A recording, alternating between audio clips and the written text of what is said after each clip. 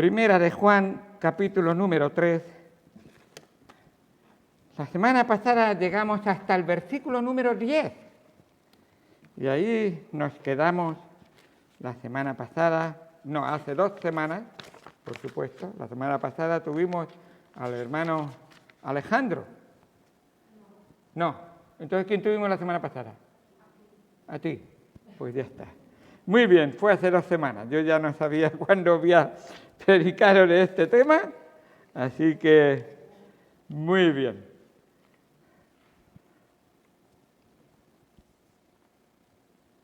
Dice el versículo número 10, que fue donde nos quedamos. En el versículo número 10 nos dice, que fue donde nos quedamos, que hay 2 familias en toda la tierra. 2 familias en toda la tierra. ¿A qué familia perteneces tú? Y cuidado, estas 2 familias muchas veces, a una de ellas especialmente, no se elige, se nace automáticamente en ella. Vamos a leer el versículo, vamos a orar y después vamos a entrar en el tema. Empezaremos ya. En esto se manifiestan los hijos de Dios y los hijos del diablo. Todo aquel que no hace justicia y que no ama a su hermano, no es de Dios. Vamos al Señor en oración. Amado Padre, Dios Santo, te damos muchas gracias por tu palabra. Gracias por el mensaje que tú nos has dado, ese mensaje que es desde el principio y que muchas veces nosotros hemos sido duros de oído, duros de corazón, insensibles en nuestra piel, de tal manera de que cuando te oímos, cuando verdaderamente te sentimos y cuando tú nos tocas, a veces nos resistimos, Señor. Pero, Señor, tu amor ha sido tan grande que por gracia hemos sido transformados.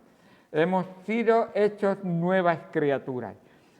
Tu pueblo que se reúne hoy aquí en tu casa de oración, que tu pueblo que es el cuerpo al cual la cabeza que es Cristo le adora y le da toda honra y toda gloria, Señor. Ayúdanos a aprender de ti, a crecer en ti y a comprender de ti la importancia que tenemos como hijos de Dios y esa relación que debemos de desarrollar en nuestra vida, en nuestro corazón, y que debe ser práctica, no solamente teórica. Señor, gracias por todo lo que haces por nosotros. Bendícenos, bendice a cada alma aquí presente. Cuida de aquellos que solamente estarán escuchando a través de este vídeo, Señor, y háblanos a cada uno de nosotros. En el nombre de Cristo Jesús te damos gracias por todo. Amén. Muy bien. La porción que comenzamos ahora va desde este versículo número 10 hasta el 24.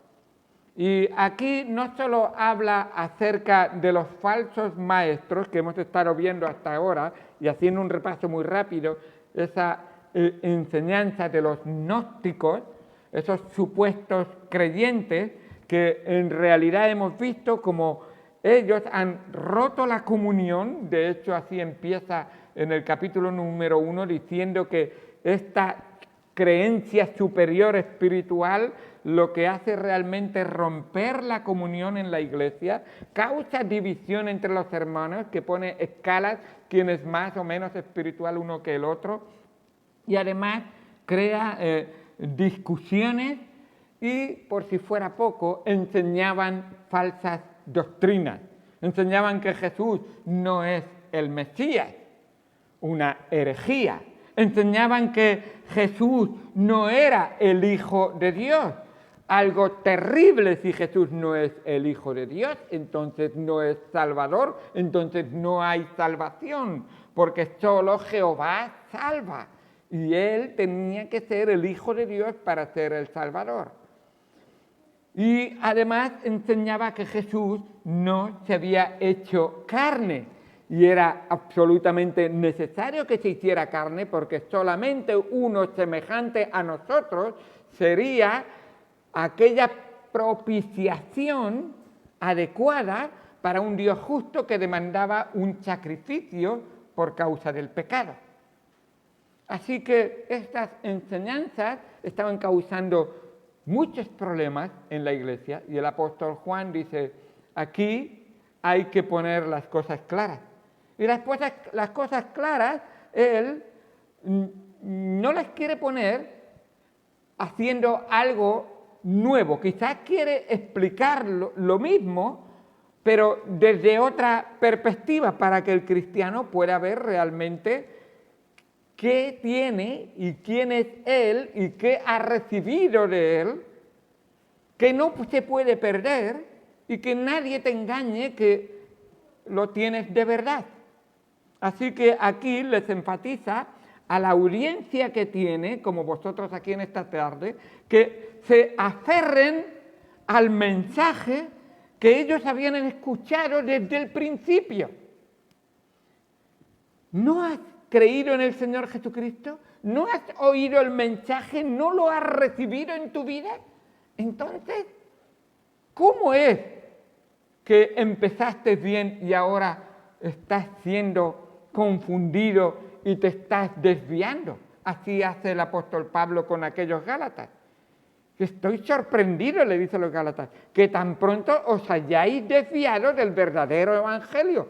Y no es que haya otro evangelio, siguiendo otro evangelio, dice Pablo. Y no es que haya otro, porque hay un solo evangelio, como hay un solo Señor, una sola palabra, un solo espíritu.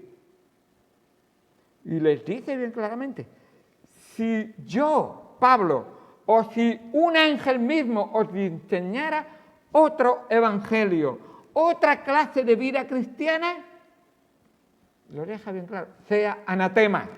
Y se incluye a Pablo mismo. Y Juan está diciéndoles, oye, ¿qué os está pasando? ¿En qué estáis enfocando vuestros ojos? ¿En quién estáis creyendo realmente? Así que se dirige a ellos y les dice, aferraros al mensaje que habéis escuchado desde el principio acerca de Dios. Y esto es lo que tenéis que hacer frente a la hostilidad de esos falsos maestros, de esos falsos cristianos, frente al caos que están sembrando y esa comunión que están tratando de romper. Tenían que recordar, y lo digo con mayúscula, el mensaje. Dice, versículo número 11, porque este es el mensaje que habéis oído desde el principio. Y es el mensaje que habéis oído desde el principio. Si tú has creído en Cristo, no has podido creer en Cristo sin empezar por el principio. Y no empiezas por el principio si no has creído en Cristo, en el Cristo verdadero. Porque de tal manera amó Dios. De tal manera te amó Dios, que dio a su Hijo unigénito. Nadie entra en la vida cristiana sin recibir este mensaje. Si crees que puedes entrar en la vida cristiana sin entender el mensaje principal de la redención, entonces, cuidado, porque recuerda que hay dos familias. Puede ser que hay una familia que es muy religiosa, y ahora lo vamos a ver, pero no es de Dios. Y sin embargo, si eres de Dios, entonces crece el mensaje y vamos a ver lo que enfatiza el apóstol Juan. El mensaje, lo que los apóstoles habían recibido desde el principio y que ellos habían comunicado a los que se habían convertido de corazón. Los mismos apóstoles habían pasado aproximadamente 3 años y medio con el Señor Jesucristo y un mensaje les quedó claro. No muchos mensajes en cuanto a muchas salvaciones o muchas formas de vivir el verdadero cristianismo, muchas maneras de venir a Dios. No. Un mensaje. ¿O no dijo el mismo Señor Jesucristo que hay un mensaje, un camino, un mensaje, una verdad, un mensaje, una vida? Y bien claro lo enfatizó el mismo Señor Jesucristo. Así que todo el que piense que no se basa en el único y verdadero mensaje, quizás no se da cuenta que nadie puede venir al Padre si no es por el verdadero mensaje. Así que ¿a dónde llegarás si no es por el verdadero mensaje? Y ahí vamos a verlo. Ahora, el apóstol Juan nos deja bien claro y dice que este mensaje que os he revelado, no yo, todos los apóstoles y todos los seguidores de Jesucristo fuimos testigos oculares.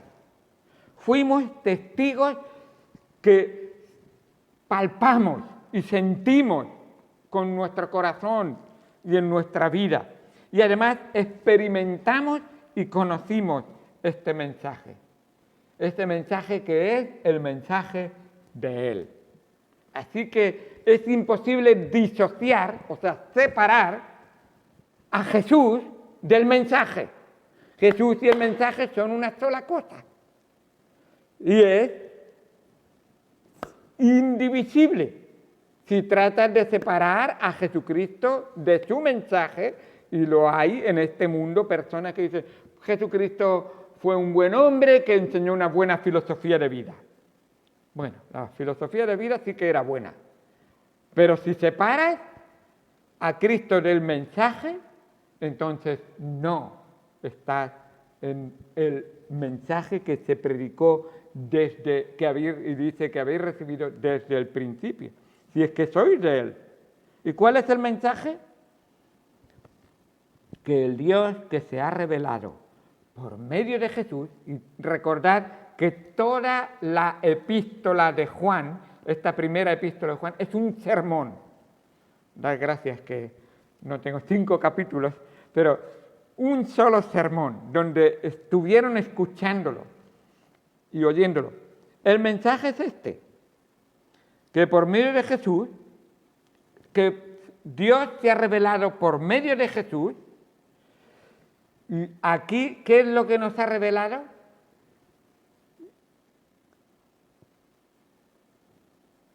Que Dios es luz, que Dios es amor y que Dios es vida. Así que en este capítulo número 3 nos va a resaltar ese amor claramente. Si decimos que andamos en luz, debemos obedecer su palabra con amor. Si no, como leímos en el primer capítulo y en el segundo, si no, somos mentirosos, andamos en tinieblas y nos engañamos. Uno que dice, yo le conozco a Él y vivo como a mí me apetece, como a mí me parece.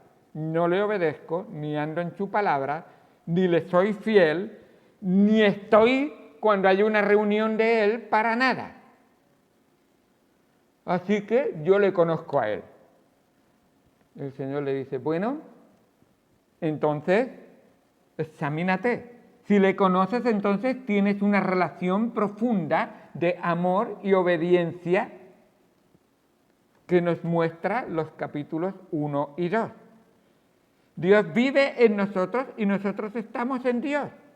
Si decimos que tenemos comunión con Él, tenemos que andar como Él anduvo. Nos dice la palabra de Dios. Ahí nos dice, en el 2:6, el que dice que permanece en Él debe andar como Él anduvo. Pero no es fácil obedecer y por eso siempre Dios, que nos ama, nos anima a través de las palabras de Juan a seguir caminando y volver al camino y insistir en andar en el camino de la verdad. Así que, ¿cómo nos anima? Con mucho amor. Dice en 2:1. Yo les escribo para que no pequen, pero si pecan, les recuerda y les dice, recuerda que tienes un abogado en Jesucristo. Jesucristo el justo, y Él es la propiciación por nuestros pecados. Andamos en luz, andamos en la gracia de Dios, andamos en la pureza de nuestro Señor, pero si pecamos, y Dios sabe que hay tropiezos en nuestra vida, Jesús es fiel y justo para perdonar todos nuestros pecados si nosotros se los confesamos a Él. Y qué bueno es saber que Él nos ama así. Así que los hijos de Dios tenemos victoria sobre el pecado porque Él es luz. Porque Jesús, con su muerte y con su resurrección, venció al pecado y a la muerte. Y tú y yo podemos vivir en victoria. Dice Romanos 8:37, somos más que vencedores por medio de aquel que nos amó. Ahora, ese amor va más allá de lo que nosotros podemos realmente apreciar. Y el Señor nos lo muestra. Por eso nos dice, ese amor debe producir en vosotros un desamor en vuestra vida hacia aquellas cosas que no agradan a Dios. Señor, me has amado tanto, entonces yo te amo tanto, significa que si yo te amo a ti tanto, significa que hay otras cosas que no las tengo que amar porque tú no las amas. Y dice en 1 de Juan 2:15, no améis al mundo ni las cosas que están en el mundo. Si alguno ama al mundo, las cosas, el amor del Padre no está en él. Eso significa, Señor, quiero ver, quiero sentir y quiero amar como tú amas. Lo que tú odias, yo lo odio. La carne no odia lo mismo que ama, lo mismo que odia el Padre. La carne no ama lo mismo que ama el Padre. Es el Espíritu que está en sintonía y es por eso que es necesario que vivamos para el Espíritu y no para la carne. Que sigamos las obras del Espíritu y no las obras de la carne. Que tenemos constantemente lucha. Y no tengo ahora tiempo de ir, pero si queréis ver las obras de la carne, podéis leer en Gálatas capítulo número 5. Dice, y manifiestas son las obras de la carne. Y wow, una lista ahí que dice, pues algunas de ellas a veces pasan cerca de nuestras mentes, de nuestras bocas, de nuestros pies, de nuestras manos. El Señor nos dice, venid, lavaros, venid, santificaros, venid, arrepentiros. No hay manera de tener comunión continua con el Padre, con el Hijo, con el Espíritu Santo, sin el continuo sentir y practicar de arrepentimiento de aquellos pecados que no agradan al Señor. Ahora nos acaba de decir que nosotros somos hijos de Dios. En este capítulo 3 empieza hijos de Dios. Y nos dice realmente cómo ha sido ese amor tan grande que Dios nos ha dado. Empieza el versículo número 1, mirad cuál amor nos ha dado el Padre. Por eso Juan, en el capítulo 3 de su Evangelio, en el versículo 16, nos dice también, no tiene palabras para expresar, porque de tal manera, tal cual como es de grande, como es de inmenso, cuánto ocupa tal amor. Es que no puedo describirlo.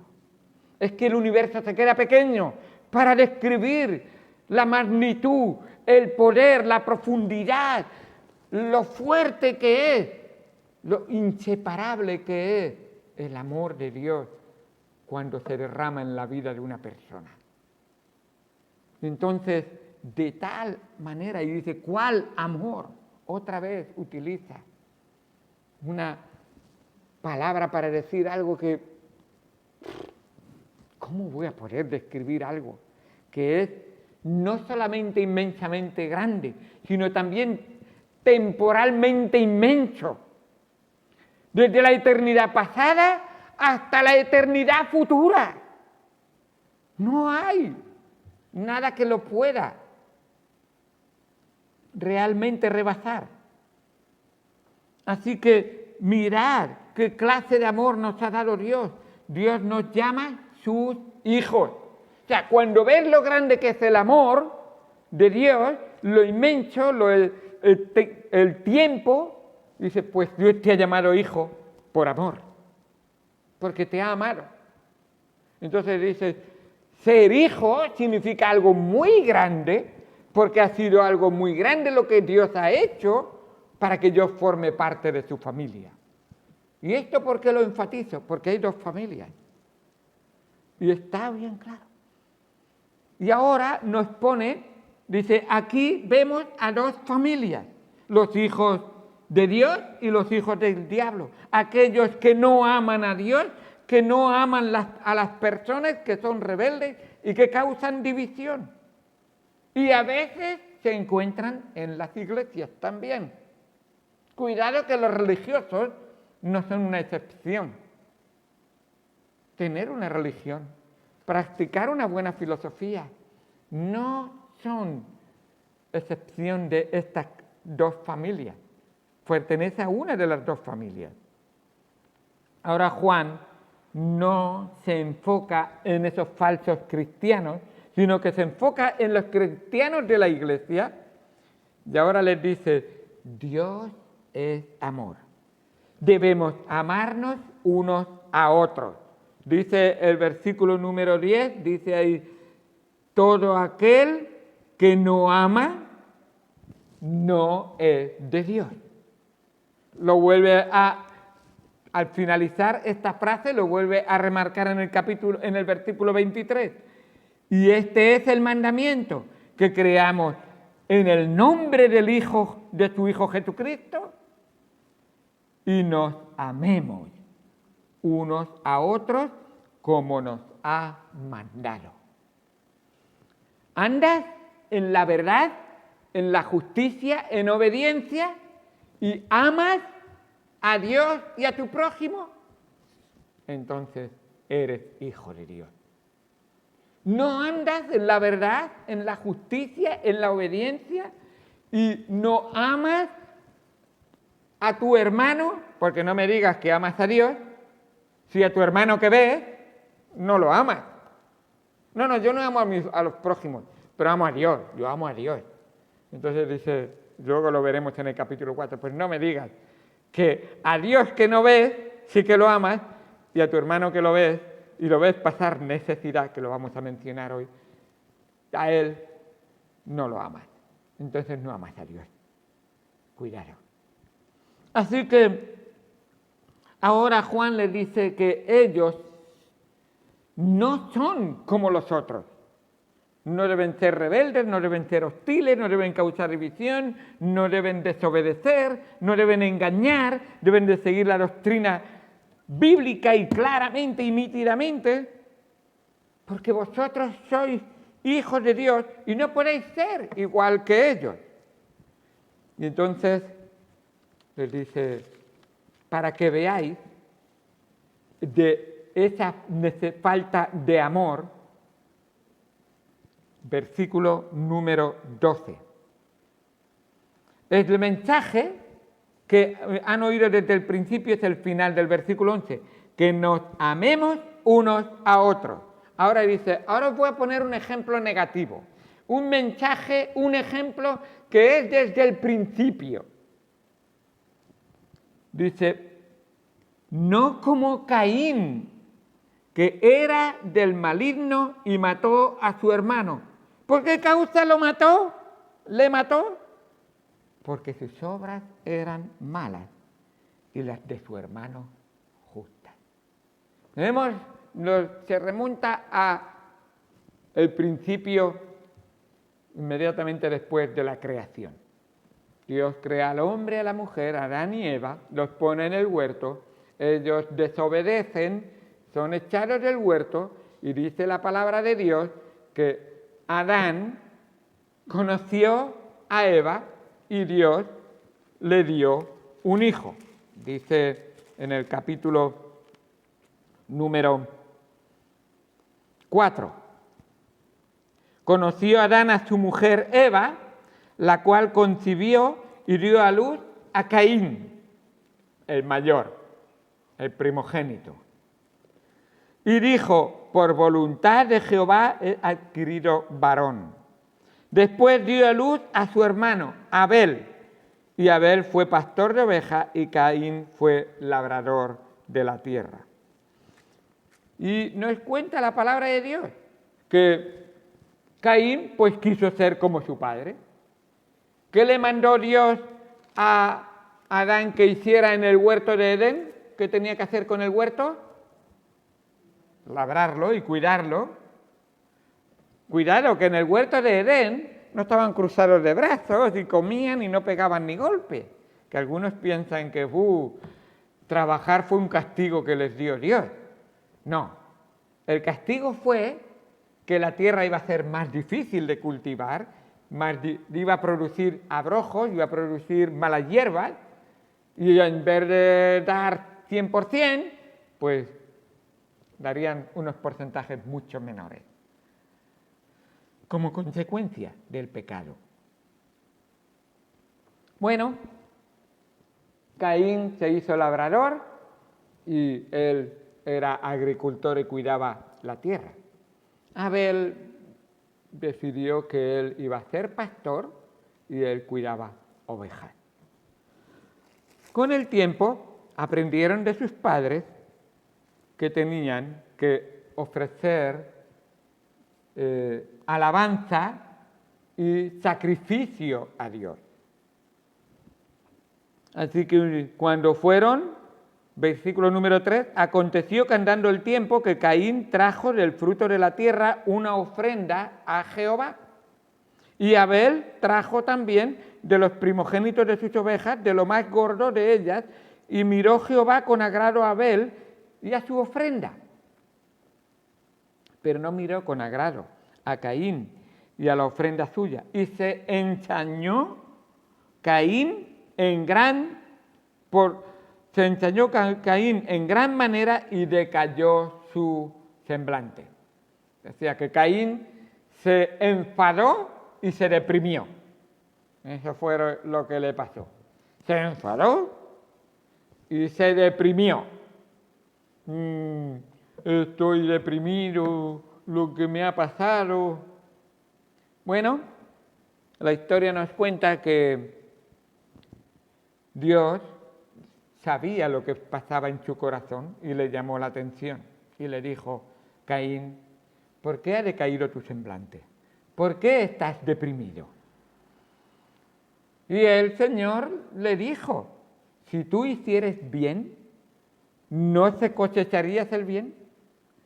Pero si tu corazón está simplemente cumpliendo con un rito y no está conmigo, y no lo haces por amor, sino que lo haces por obligación, si tú realmente estás haciéndolo porque te han obligado y tu corazón está bien lejos, bien que lo dijo el Señor Jesucristo, este pueblo de labios me honra, pero su corazón está muy lejos de mí.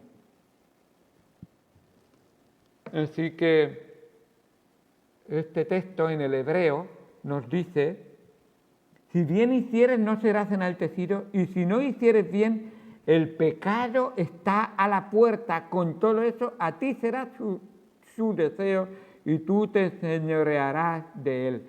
Esta palabra, el pecado está a la puerta, está diciendo que es el pecado, cuidado, que está como una bestia de esas de talismán, como, no sé si se llama así, no me acuerdo. Bueno, el diablo de no sé qué, una cosa horrible que está escondido, agachado, esperando a que tú entres en esa puerta y él saltará sobre ti y te va a despedazar. te va a destrozar la vida y todo tu ser entero. Y Dios le dice, mira, el pecado está agazapado, está escondido. Si tú pasas por ahí, saltará sobre ti y te hará daño.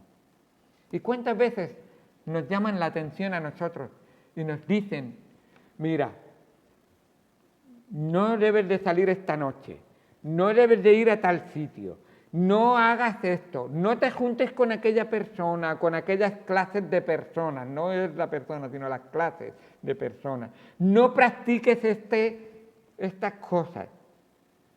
Y al final, vaya, y llegas ahí y las consecuencias caen sobre nosotros. Porque el pecado te va a atacar cuando menos lo esperas, te va a hacer más daño y te va a retener más de lo que tú imaginabas quedarte en el pecado, y al final te va a hacer más difícil de lo que tú pensabas escapar del pecado. Así que Caín cayó. ¿Y por qué cayó Caín? ¿Sabéis qué era el problema? El problema estaba en el corazón. El problema estaba en la vida que estaba llevando. Nos dice la palabra de Dios que en Génesis 3:15 Dios dice que cuando Adán y Eva pecaron siendo tentados por la serpiente, Dios le dice en Génesis 3:15, y pondré enemistad entre ti y la mujer, entre tu simiente, una familia, y la simiente suya, otra familia. ¿Esa suya quién es? La serpiente, la simiente de la serpiente. Esta te herirá en la cabeza y tú le herirás en el calcañar. Dice, aquí han empezado dos familias. Unos que pertenecen a la serpiente, al maligno, al diablo, y unos que pertenecen a Dios, al Señor, a la gracia de Dios, al perdón y sacrificio de nuestro Señor Jesucristo. Esos que son nuevas criaturas en Cristo Jesús, Señor nuestro. Y mira, volviendo otra vez a Primera de Juan, nos dice el versículo número 12, no como Caín, que era ¿de quién? Del maligno. Vaya, yo creía que era hijo de Caín y Abel. No, de Adán y Eva, perdóname, de Adán y Eva. Creía que era hijo de Adán y Eva, Caín y Abel. No, aquí Dios está viendo el corazón. Y tú que estás aquí, y tú que me estás viendo, Dios está viendo tu corazón. Y Dios sabe realmente tu corazón a quién le pertenece. Si le pertenece a Dios o le pertenece al diablo. Y no hay más, no hay tres, hay dos. Y les está diciendo, ¿por qué sus obras eran malas? El hijo del diablo, su corazón hace obras malas. Está inclinado al mal. E incluso cuando aparentemente hace alguna obra buena, la hace para su propia carne. No la hace para la gloria de Dios. Y las de su hermano eran justas. Y no tenemos el tiempo de verlo, pero cuando tú estudias a través de toda la Biblia, ves que lo que le agradó a Dios fue la fe de Abel. Abel ofreció a Dios más excelente sacrificio que Caín por fe. Tenía la fe, los ojos puestos, el corazón puesto en el Señor. Y confió plenamente en el Señor. Y esa fue la clave. Así que vemos realmente que ese es el amor que Dios nos ha dado. Los hijos del diablo no viven en el amor de Dios y no practican el amor de Dios en sus vidas. Los hijos de Dios viven en y por el amor de Dios, y el amor de Dios es lo que practican en sus vidas. Y el apóstol Juan, y con esto termino, yo sé que podremos continuar, pero vamos a ver más detalles la semana que viene, pero con esto, el apóstol Juan tiene en mente una experiencia de amor inigualable que el Señor Jesús le mostró a él, a los discípulos, y que quiere que nosotros aprendamos. Y es esa experiencia que él sintió, vio, palpó y oyó, fue testigo de todo en el aposento alto. En aquella última cena, el Señor Jesucristo nos dice la palabra de Dios que se levantó de su sitio, se puso una toalla, se ciñó una toalla y cogió un lebrillo y le lavó los pies. ¿Y sabéis por qué hizo esto? Algunos, y es verdad que también está incluido, es una obra de servicio para que entiendan lo servicial que era Cristo y lo servicial que debemos de ser nosotros. Pero Él hizo esto para demostrar que era Dios. Y tú dices, pues me llama la atención mucho. Para demostrar que es Dios y para demostrar verdaderamente que esto era algo incongruente para la mente humana. Quizás llegaba esta obra que hizo el Señor Jesucristo estaba casi reservada únicamente a los esclavos.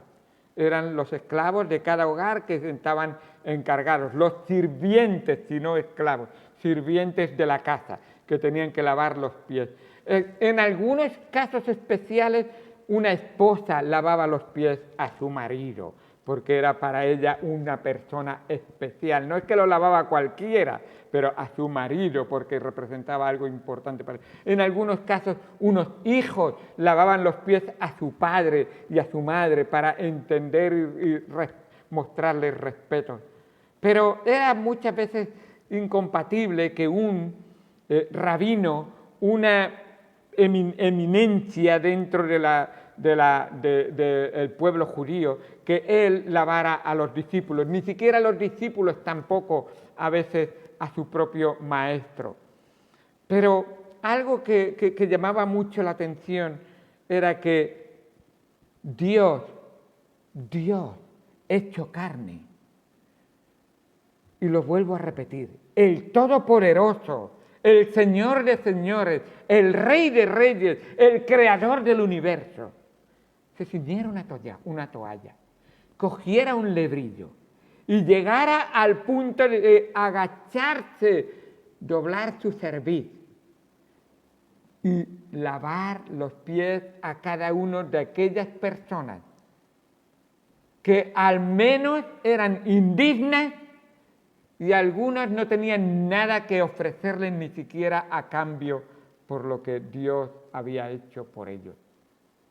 Y esto fue una pequeña muestra de ese gran sacrificio servicial que Dios hizo por una sola razón, por amor. El Señor Jesucristo demostró que Él es Dios, porque Dios es amor, y hizo esa manifestación de amor que fue una pequeña muestra de lo que realmente cumplió y hizo por nosotros en el Calvario. Hasta tal punto en el Calvario que se inclinó totalmente, cuerpo, alma y espíritu, inclinado totalmente ante Dios en sacrificio. Y nos dice la palabra de Dios que Dios el Padre no escatimó ni a su propio Hijo, sino que por amor, Dios es amor y Jesucristo es la manifestación pura del amor de Dios. Lo entregó por todos nosotros. Así que, amigo, Dios es amor. Y tú necesitas el amor de Dios. Hermano, Dios te ha dado su amor. Y tú debes de vivir en el amor de Dios. Y no hay manera de demostrar que Dios es amor en tu vida que tú practicando el amor de Dios con tu prójimo. Así es. Por eso Él nos dice en el versículo 17, pero el que tiene bienes de este mundo y ve a su hermano tener necesidad y cierra contra él su corazón, ¿cómo mora el amor de Dios en él? La semana que viene estaremos viendo un poco más el trato que en la iglesia está esperando Dios de cada uno de sus verdaderos hijos. Vamos al Señor en oración, dándole gracias a Dios por su gran amor que nos ha mostrado.